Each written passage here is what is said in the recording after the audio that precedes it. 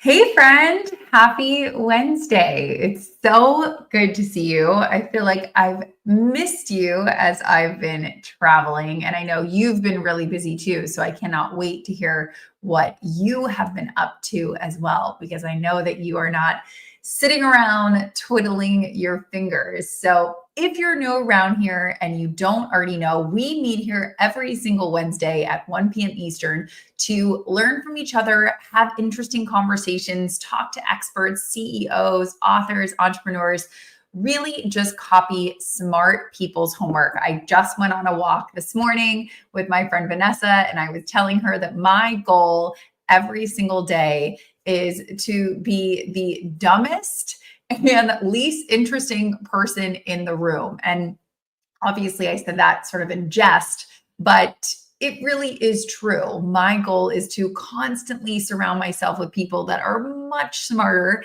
and much more interesting than I am, which is why, like you, I love these Wednesday sessions because I feel like you and I surround ourselves with people who are really smart and who are doing really interesting things. So if you haven't already, I would love for you to lean in a little bit, get your fingers typing, and say hi with me and Jeff and Shelby and Isabel and Gil and Neil in the chat. It would be so wonderful to see your face.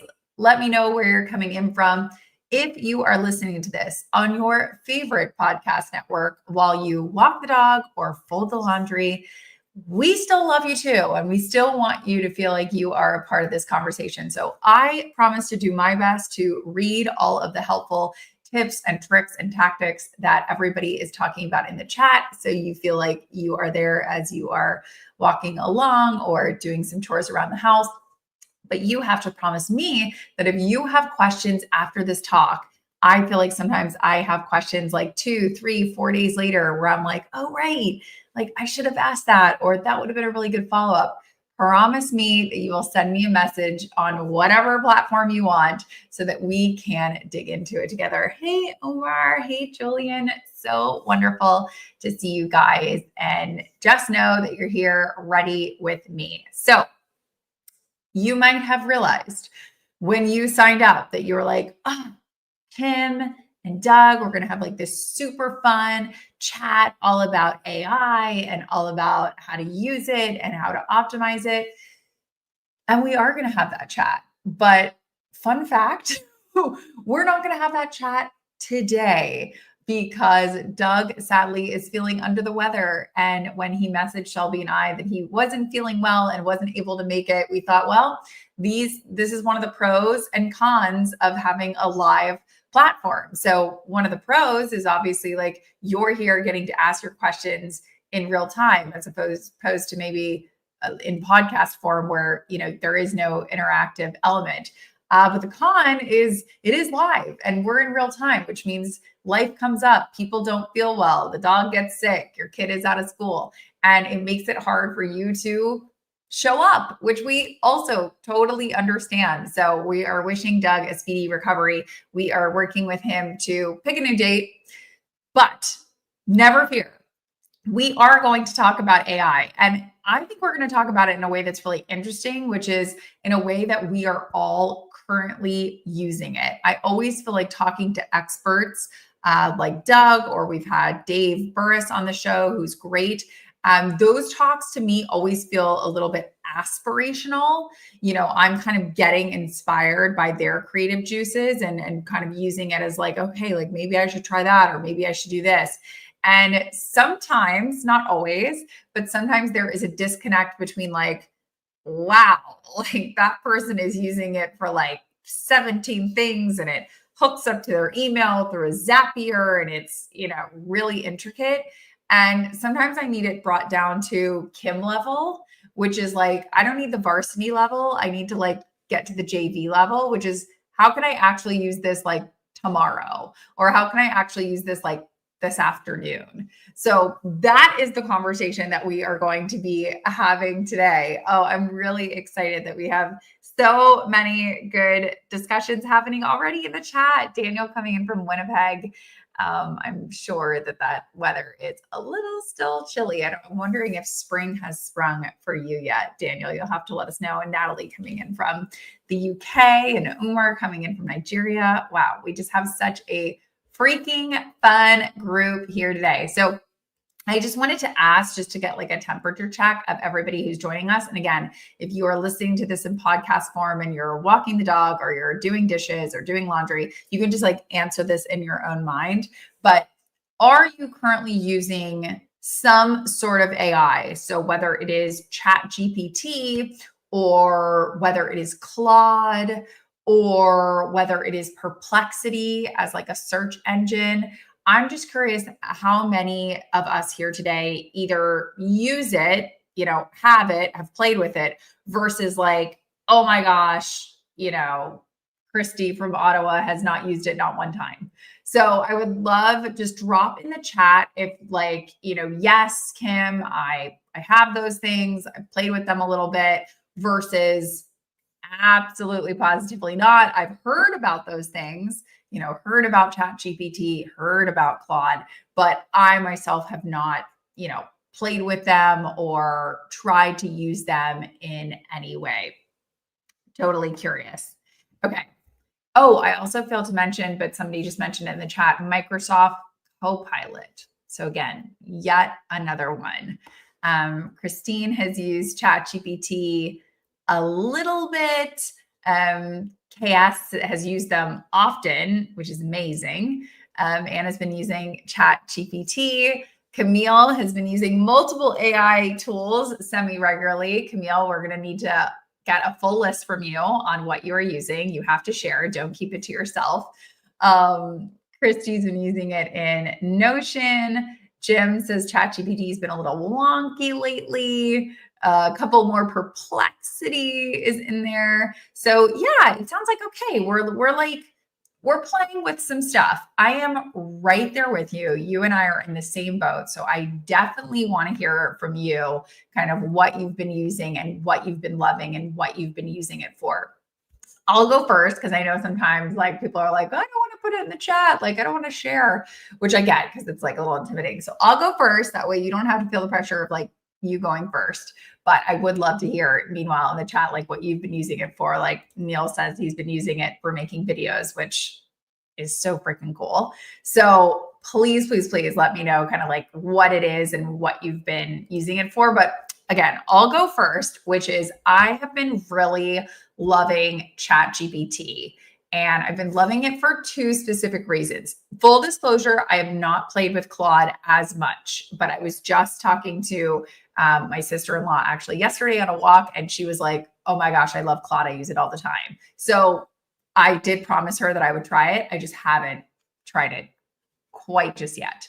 But I have been using ChatGPT pretty regularly, I must say. And I've really been using it as a thought starter or as a place to capture my thoughts, or kind of almost as an advanced version of Siri. So for anybody that has an iPhone, and apologies because I don't know what it's called on any of the Google phones, like what Siri's name is, but the talking aspect of your phone, I did not realize until maybe just like a couple weeks ago or a month or two ago that you could talk to your ChatGPT. Like I always thought you had to be at a desktop, or I realized they had a mobile device, but I didn't realize that you could have a conversation, which I know is starting to sound a little bit like a movie.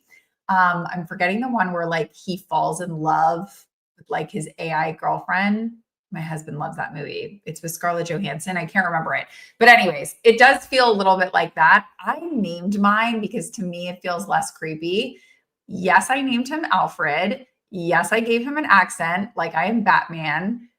I want to be Bruce Wayne. Like, leave me alone, like let me have my fun. Okay. Let me have my little bit of fun. I still say please and thank you to the AI, which I highly recommend, because if they do someday take over, they're going to be like, oh, I don't know, that Kim Kaupe, she always had nice manners with us. So I do feel safe from the AIs, from her. Yes, there we go, Camille. I'm like, I know the movie was called something. Her was the name of that movie. But I just wanted to show you because I don't think many people realize, and I just wanted to kind of show you this feature. So you literally can download ChatGPT. You can open it up on your phone, and there is a little black button on the right-hand side, and you can talk to the ChatGPT, which I do some mornings, which I'm sure if anybody was in my house, they would think, ooh, that girl is losing it.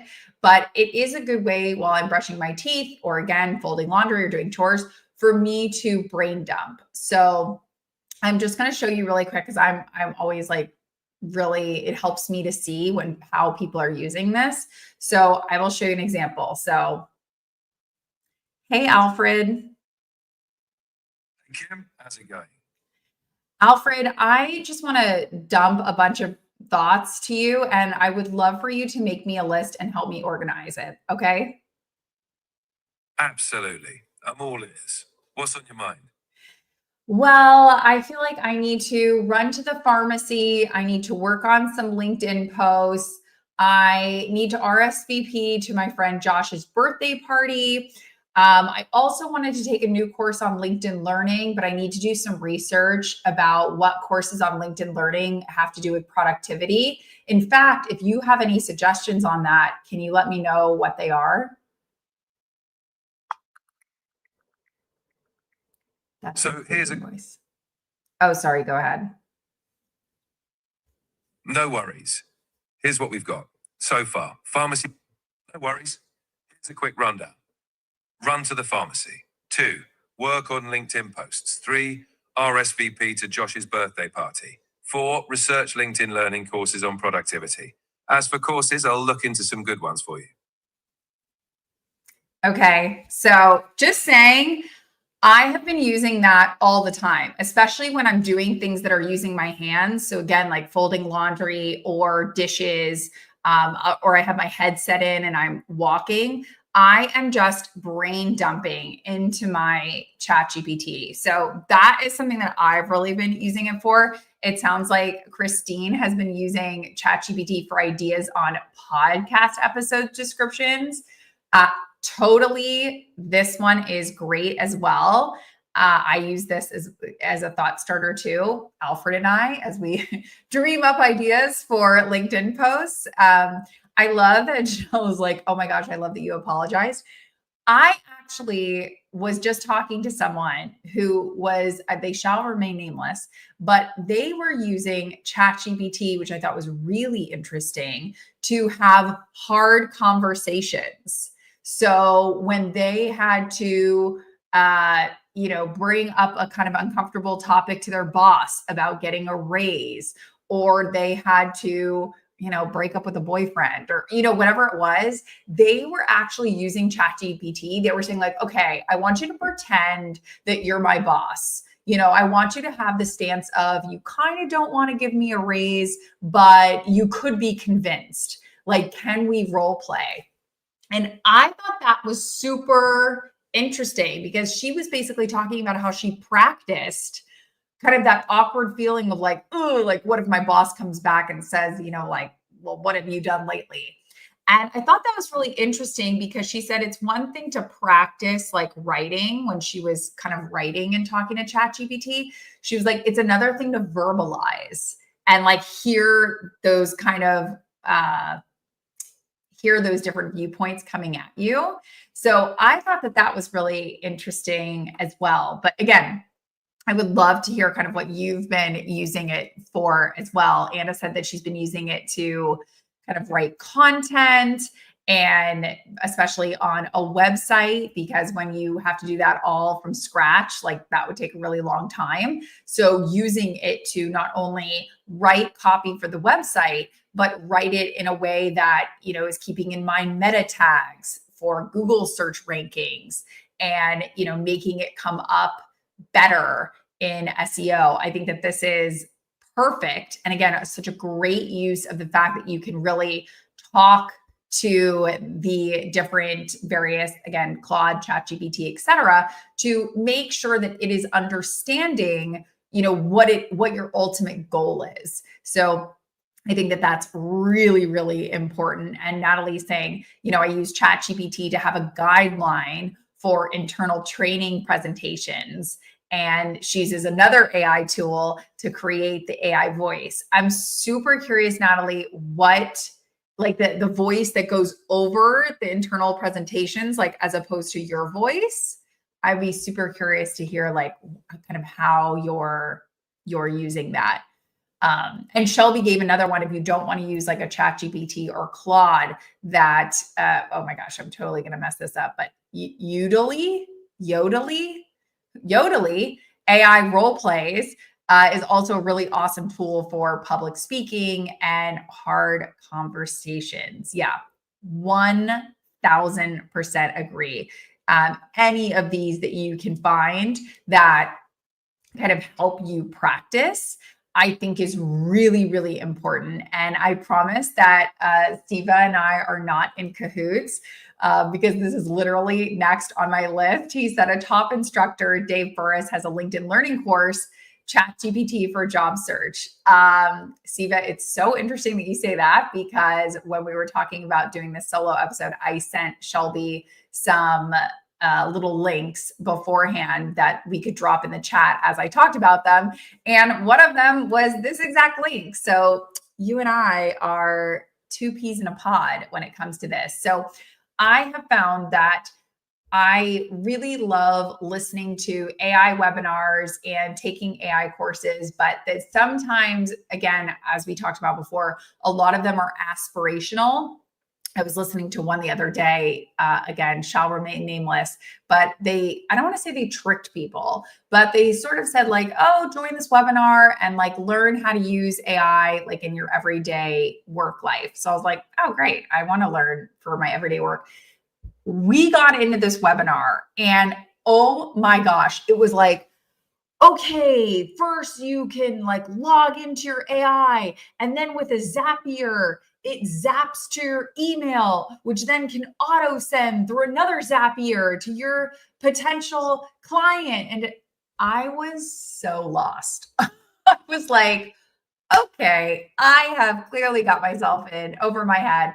And at that point, I just sort of lean back, what I call when I join talks like that, because I'm like, oh, I'm not even going to lean forward and take notes. I'm just going to like lean back and watch this like it was a Netflix show, because it is so far beyond like what I am currently at and what I think I am, capable to do.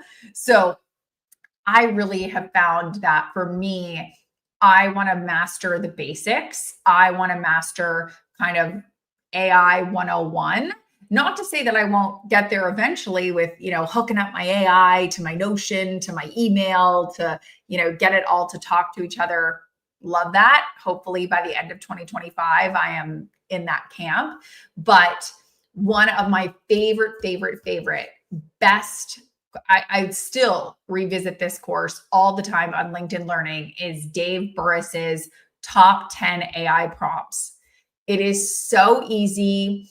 It teaches you, again, just a way to speak to these different Claude, ChatGPTs in a way that will really help you get the most out of the technology and out of the platform. So we're going to drop a link in a chat and it'll be in the podcast notes. But if you're sort of like me and you're like, Kim, you and I are in the same boat.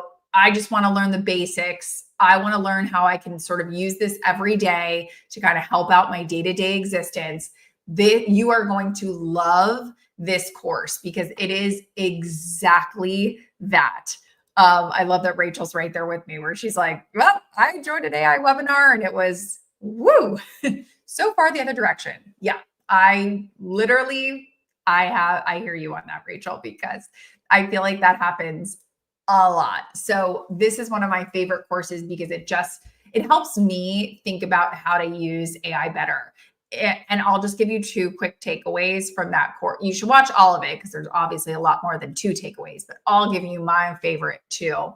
One is to let the AI know what your ultimate goal is. So I know there was some talk in the chat of like, I use AI for a podcast, or I use AI for writing website copy, or I use AI for cleaning up my writing because I'm a little dyslexic and it can, be hard for me to piece together, a compelling argument via written word.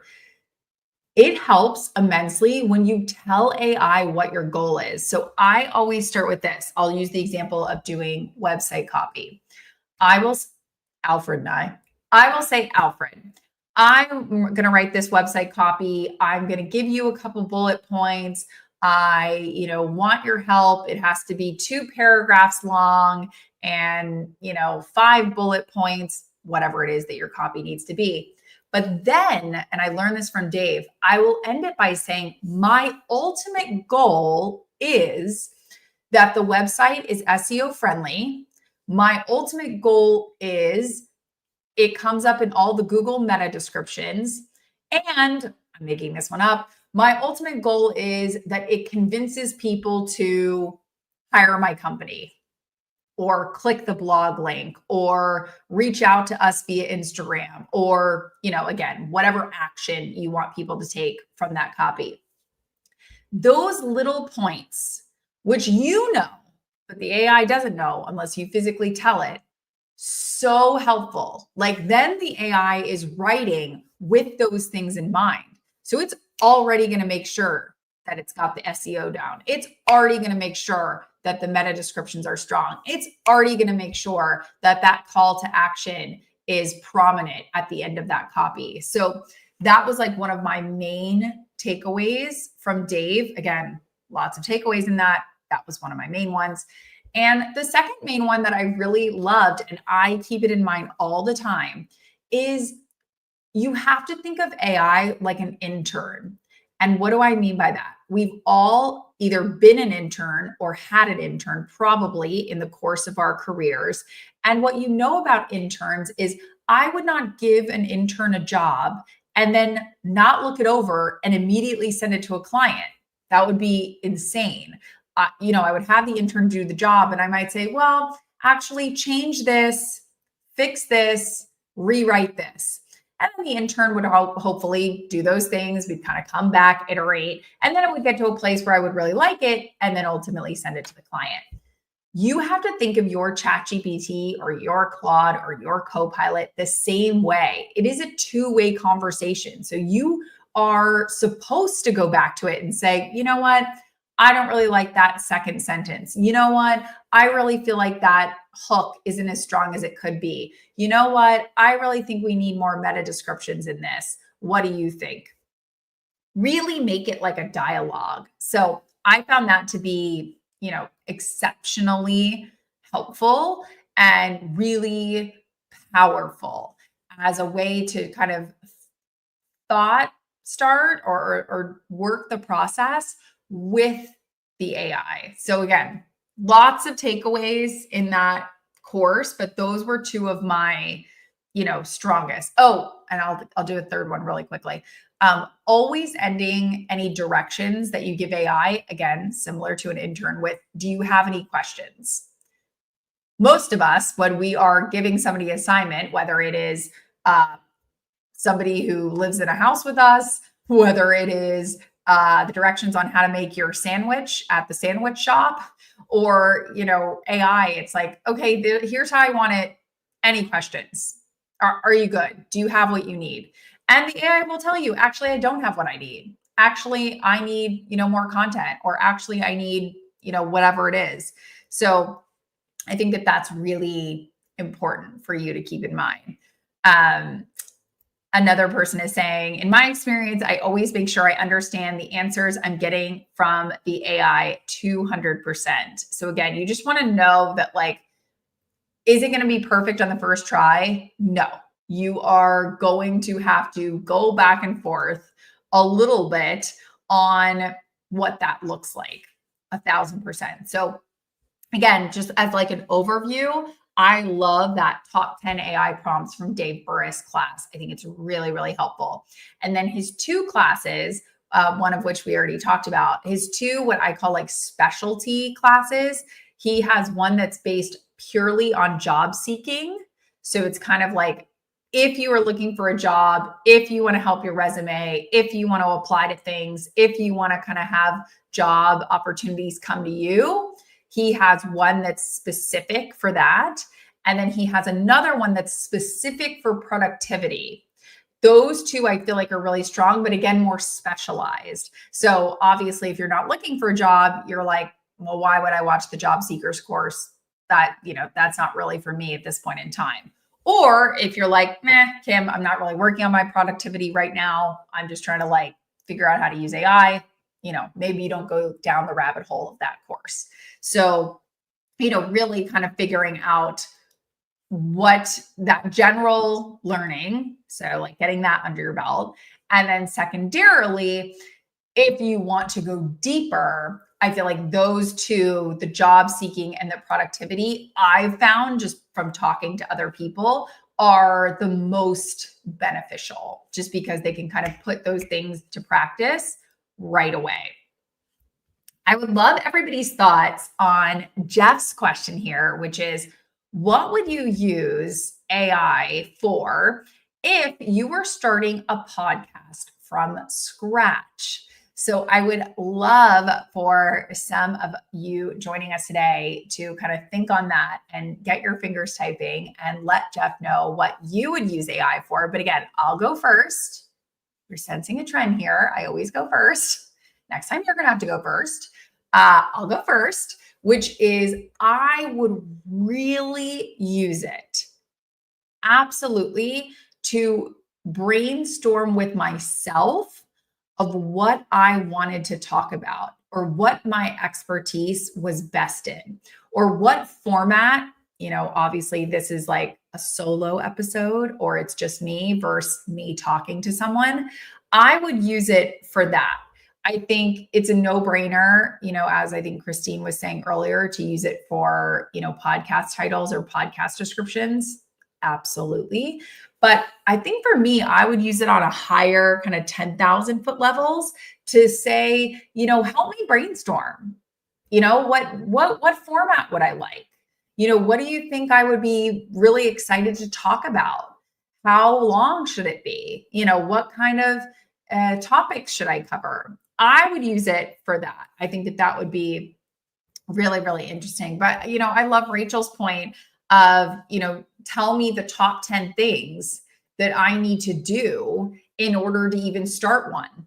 I think that's great because, it's probably going to tell you, get an account on Apple Podcasts, the really like basics of like, here are the top 10 things you must do, or literally you cannot have a podcast because if you have no account for a podcast, how would you get it up? So that's a really strong one. I love Shelby's scheduling one because scheduling is so important, and figuring out when you would fit that into your existing schedule or what it would look like. I also love this point of understanding the audience. So, who would my audience be? What do they want to hear about? What are subjects that they find interesting? Or I love Anna's point of being even more specific with the AI and saying, give me the top 10 tips on how to have a successful podcast. So again, top 10 tips to just start a podcast, like what are the 101s to even start? And then kind of as a secondary, okay, now that it's started, what are the top 10 things that I can do to make it successful? So I feel like that is a good one too. Or as Giacomo is saying, just like the themes or the field of reference could be a really strong way to use AI to help you start something new, as Jeff was saying, like a podcast. So as we think about new things and starting something new, I have a bit of news that I wanted to share with you today. And it is both happy news and sad news, depending on how you look at it. As you know, I have been talking about the LinkedIn platform, how you can optimize it, how you can show up in a better way on LinkedIn. And one of the things that I have been touting for years, literally, I have the receipts from going back to like 2019, is I've been touting for years the organic reach of LinkedIn compared to platforms like Instagram, like TikTok, etc., because of the fact that sponsored content was not a feature of LinkedIn. Whereas you've been on Instagram before, you've been on TikTok before, you've been on Facebook before, where you see sponsored posts or promoted posts. You've seen that. Now, LinkedIn, maybe 2 or 3 years ago, did allow promoted posts that were from companies. So I'm thinking of a random company. These are Warby Parker glasses. You might see a promoted post from Warby Parker on your LinkedIn feed, or Microsoft, some Google update, a promoted post on your LinkedIn feed. So you might have seen that, I'm sure. However, the day has come where I said there will come a day where LinkedIn falls into the same boat as TikTok and Instagram and Facebook, where organic reach for individuals will be no longer, and it will be a pay to play game. And you can imagine this week when I saw this, I was like, oh my gosh, after years of me standing on my soapbox, the day has come. So I wanted to show you this. If you have absolutely no idea what I'm talking about, this is what I'm talking about. So normally when you are scrolling, I just took this screenshot on my cell phone last night to show you. So when you are scrolling along, you might see a post. In this case, it's a post from my friend Tiffany. And my friend Maya had liked it. And it's a post about, 5 career stalling phases that you need to retire ASAP. And it's an infographic. And she's kind of giving tips and tricks. Okay, we're scrolling along. That is a normal post. However, now there are posts like this one. I do not know this person. I am not connected to this person. I have never seen this person in my life. I'm sure she's very nice. Her name is Essie. And when it first came up on my feed, I was like, this is weird. Is this somebody that I'm connected to that I just forgot about? And Essie has this post, and it's talking about NVIDIA, and it's talking about products and recording and all this stuff. And I'm like, wow, I don't remember any of this. Like, none of this is ringing a bell.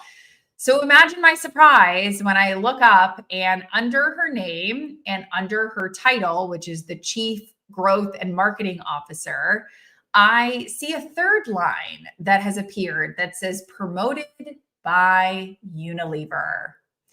Yes, folks, we have entered the era where individual posts are now able to be promoted by large companies. What does that mean for you?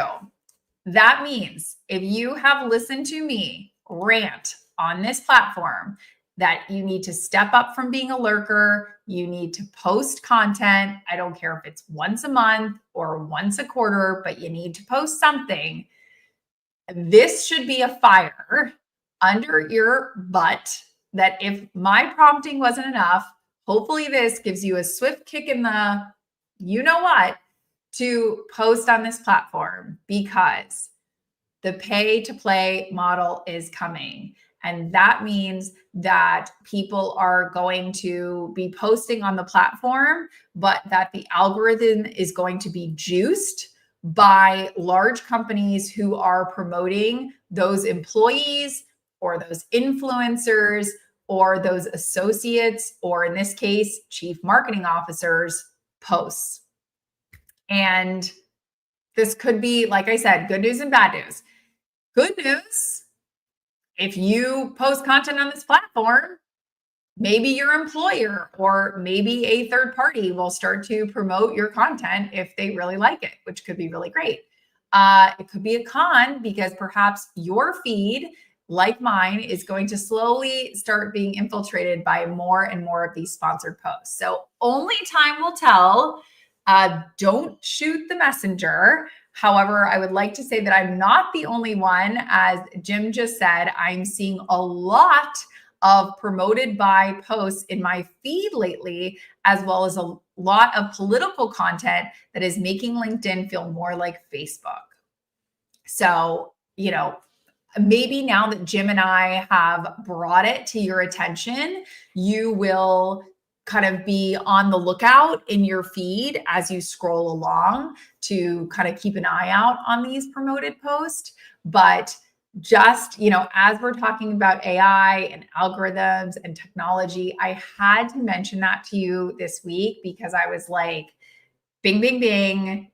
This is news. If you haven't caught it, or if you've been busy in spring break, or just the end of Q1, you haven't been on the platform as much, I wanted you to know that it was happening. And like Terry said, this is not really a surprise. It's been debated for years, like whether LinkedIn was going to go this way or not. So I totally agree, Terry, not a surprise, but I just wanted to call it out and say, this is happening. So more so now than ever, I would love, love, love for you to leverage this platform as much as you can. And, as we talk about AI, and as we talk about algorithms, and as we talk about, posting on LinkedIn or being active on LinkedIn in the day and age of algorithms that are slowly, becoming pay to play and are slowly being taken over by more and more AI driven content, I wanted to take a step back because I was like, oh, I don't want everybody to think like, oh gosh, Kim, you really, really are doom and gloom on this. But I wanted to take a step back and really say, as much as we all can love AI and as much as we all love technology and love apps and tips and tricks and hacks and way of doing things faster and being more productive and more speedy, I also think it's important, as we balance that out, and yes, that's important, and yes, we need to do that, that we need to balance it out with creativity, because that is something, at least for now, that the AIs haven't quite mastered, that creative spark. And I just wanted to offer you kind of some resources or my own kind of tips and tricks that I'm using to personally stay extra creative in 2025 and extra feeding that creativity within my everyday life. So in order to do that, I wanted to give you two resources. And then maybe two, one is something that I've actively been doing, and one is maybe sort of like a challenge for you that I think would be really interesting. But the two resources that I have found to really help spark my creativity or keep my creativity fresh and exciting so that I can go to AI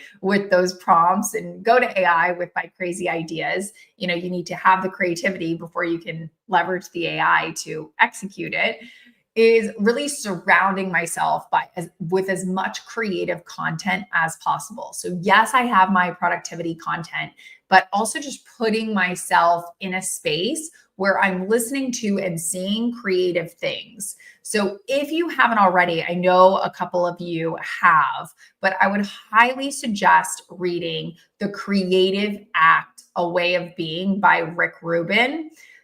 You want to get this in physical book form. I don't think you want to listen to this on Audible. I mean, let me know if you did listen to it on Audible and really loved it. I'd love to hear your thoughts, but I think it does better as a physical, or Kindle, something that you're visually reading.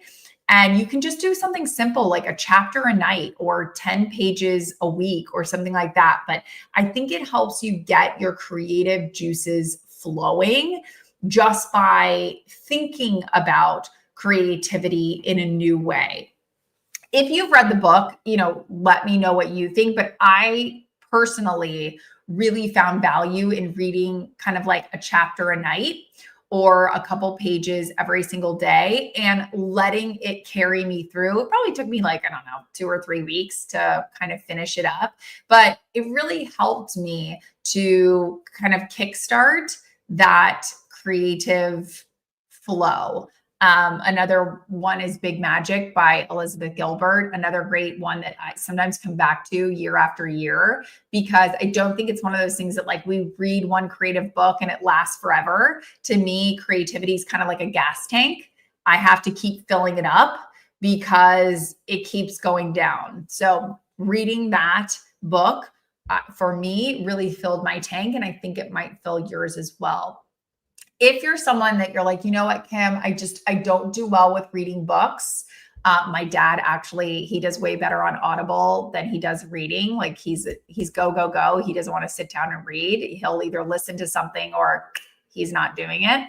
So in this case, again, I don't really think the Rick Rubin book is great on audio. I did try it. I didn't love it as much as I did in physical form. So if you are like my dad and you're like, Kim, books, not really my jam, I would really encourage you to surround yourself with creative podcasts or visuals. So one that I am currently listening to and absolutely loving right now is a podcast with Benny Blanco. The podcast is called Behind the Wall, and it's all about exactly what it says, behind the wall, behind the scenes of how things are done. Specifically in this podcast, it has to do with the music industry. And Benny Blanco is a music producer, and he has created hits, tons of hits that you've heard about, Maroon 5, Moves Like Jagger, Maroon 5, Animals, pretty much all the big Kesha songs, Rihanna, Shine Bright Like a Diamond. I could just keep naming all of these songs, but really big hits, like really big Grammy award-winning hits in the early 2000s. And what's amazing in this podcast is that he goes track by track and kind of talks about one track in particular. He talks about how it went 8 years from like the kernel of an idea to it actually seeing the light of day. So something that can take years versus in the same breath, he talks about doing Katy Perry's California Girls, and there was an inkling of a song, and 2 weeks later, it was the lead single on the album. So I think it's nice for me, it's nice to hear that creativity comes in all different forms, some fast, some slow. He talks about some of them are collaborations between him and other producers. Some are just him by himself with the artist. And it was really interesting. You can watch it because it's a video podcast, or you can just listen to it. I think both ways are really interesting. I've been watching it personally because I think it's fun to kind of see his facial features and excitement as he's like, oh, let me show you this, Rihanna song that was like really cool and this little thing. So I think that might help. And I think we all get in places where our gas tanks are low on creativity, or at least you might be like me and yours gets on low. And you just need like a little bit of kickstart. You just need some like creative juice to really kind of say like, oh yeah, like I love that. And like, that's really interesting. And I think that could be really cool to learn about. So I offer you that kind of YouTube video or podcast form if you really don't like reading, or if you like reading, I offer you that book because I think that's really helpful.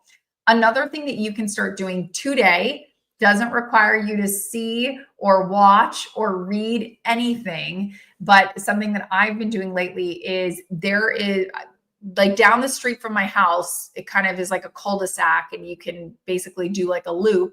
I did it. It is 1,100 steps on my tracker. So I think it's like an 8-minute little loop.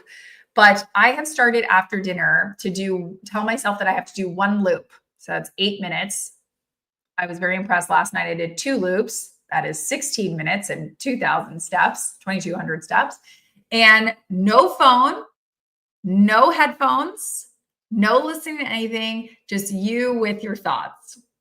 And I've really found that this can help kickstart creativity because, as I say all the time, we're like drinking from a fire hose. Like we have content coming at our eyeballs all the time. And by the way, when we're done with work, which is just us sitting in front of screens, usually taking on information, we then go and transfer to our couch, where we then take in Netflix or HBO Max or Peacock. Like we're just taking in more. And it is hard for genius to strike, or it's hard for creativity to hit you when, as I like to say, the phone is busy. The line is busy. If you ever remember trying to call someone and you used to get like the busy signal, like nothing can get through because the channel is busy. So you have to create empty space, which I know sounds so strange, but in the day and age of these phones, it's actually something you have to do. You have to create empty space for yourself to let the creativity hit, to let the genius hit, to let the ideas hit. So don't get on your phone in line at Chipotle. Don't pull out your phone when you're at a long stoplight. Take a walk, even if it's 2,000 steps or 1,000 steps and it's 8 minutes without any noise on the channel. Like just let the channel be blank. Let the channel be silence. And I know that sounds so like hokey and like, ooh, Kim, silence. Try it. I got halfway through that first lap and like I almost got itchy fingers. Like I was like, oh my God, I feel like I need to put on a podcast. Like, ugh, I'm alone with my thoughts. How creepy. like you actually will get creeped out with yourself, which is good. I actually think that that's a good thing. But it just goes to show you that when you have that open space, you need that open channel. Again, I don't know why I keep thinking about like a landline, like back in the days before we had cell phones and you used to like call your friend and you would literally get a busy signal if they were on the phone. But you need that. You need to not be consuming to let that creativity. That's why when I talk to people, honestly, it's funny. Like a lot of my friends will say like, oh my gosh, I was in the shower and like this idea hit me. And I'm like, yeah, you know why? Because you're in the shower. Usually the shower is silent. You're not bringing your phone in the shower and like blasting a podcast. Although my husband does do that sometimes and it is very annoying. Like we don't need podcast blasting while we're trying to soap up our hair personally, but let yourself have some empty space. I think that that's one really, again, like a small step that you can take today. A big step that I think you can take that I've been trying to do is I tell myself that I have to do one culturally interesting thing per month. One, not once a week, not like, well, 3 times a day. No, just one a month. So that can mean go to a museum. That can mean here in Austin, we have all kinds of like funky things like barbecue contest or like the rodeo was here 2 weeks ago. If it's something that you're like, I don't know, I've never been to a rodeo in my life, or like, I don't know, I've never been to a barbecue competition in my life. There are great websites. I'm thinking of one. There's one that's called like things to do this weekend or something like that. And they have like chapters all over the US. But even if you're not in the United States and you're outside of the country, I guarantee you there's websites, you know, based in your hometown that tell you about random things that are happening. Go to one of these things, even if you're like a shamrock making contest for St. Patrick's Day, like how strange. Go to the weird stuff, go to the cultural stuff, go to that museum, go to that art opening. Even if you're like, I have no interest in this, go to it, because being around culturally interesting things will inspire ideas for you. And you might meet somebody who is also so interested in that sort of thing. Or also you might, you know, find something that sparks an idea for you in your own creative life, whether that is for work or for your personal life or whatever it is. I'm glad I'm not alone because someone just wrote, this is great. I recently started walking for 30 minutes before work by means of a reset, and I absolutely love it. So, and I love this point that Terry made as well, which is, you know, adult ADHD, just because of all the inputs and like the information overload, is a real thing. So you have to make sure that, you know, you're really kind of checking yourself with all these multiple kind of media points of contact, that you're not just filling all your channels all the time, that you need to leave room for some blank space.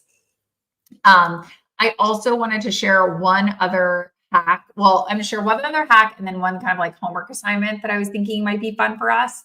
But one other hack that I have started to do is when I join really smart groups like this, or when I am out at dinner with friends, or when I'm at a conference, or when I'm listening to a podcast, Alfred helps me with this, by the way. People will recommend books, podcasts, and shows. Oh, have you watched Severance? Oh, have you watched the new season of Hacks? Oh, have you watched the new season of White Lotus? Oh, have you read this book? Oh, have you, whatever it is.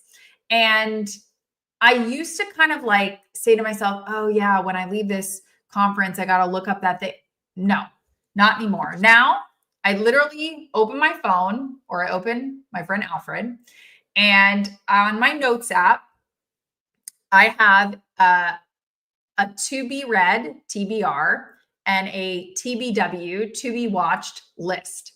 Now, you might have one of these lists like, oh yeah, Kim, I write down books that people recommend me. I write down shows that people recommend me.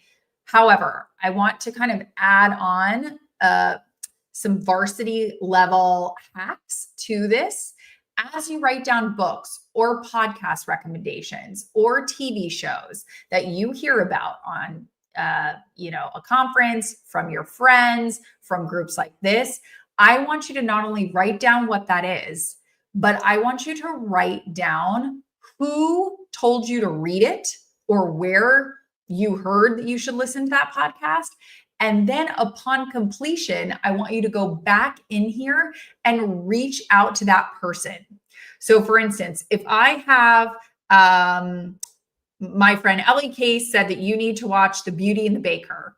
After I watch that show, I will then look at this and reach back out to Ellie and give her my thoughts on that show.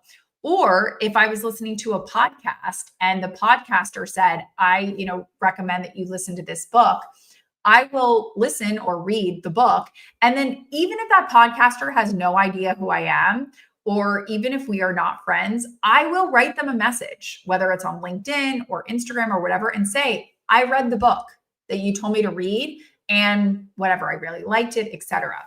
I think taking it that next level has really opened up my eyes to, again, allowing that space for awesome opportunities or awesome conversations to hit you. And likewise, I think it's also nice when, it's a good feeling if Giacomo tells me to read a book and then I read it, even if it's a month later, 2 months later, 6 months later, for me to finally go back to Giacomo and say, hey, I finally got around to reading Green Lights. You're right. It was so amazing. It kind of makes that person feel like, oh, I'm so glad I recommended that book to Kim because like she did eventually read it. So it gives you a really strong feedback loop. Or I've had times where I have DM'd podcasters who, again, we are not friends. They have no idea who I am, but it also is nice for them to hear, oh, I'm not talking into a void. We actually all did that together. And that was really interesting. So I think that that's powerful. So I would add that because, again, continuing the networking, as Austin said, is so important. And sometimes we think of networking as being in person or like at a conference. And honestly, it's not always that hard. Sometimes it's as really simple as Giacomo saying, hey, I think that you should watch Paradise on Disney Plus. You going home and over the next month or 2 months or 6 months, watching that show and eventually getting back to Giacomo and saying, yeah, I watched that. And you're right. It was good, but it made me think about, XYZ, whatever your, show or podcast or book recommendation was. So I know Gil is saying like, oh my gosh, I have so many books to catch up on because, I'm always getting recommendations. And that is true. And I would always encourage people that you always don't have to read them. You can listen to them as well. In fact, I think some books are better as an audible than they are as reading a book. I know, funny enough, Giacomo and I have talked about this numerous times that one of our favorite, books to listen to is Matthew McConaughey's Green Lights because he reads it to you.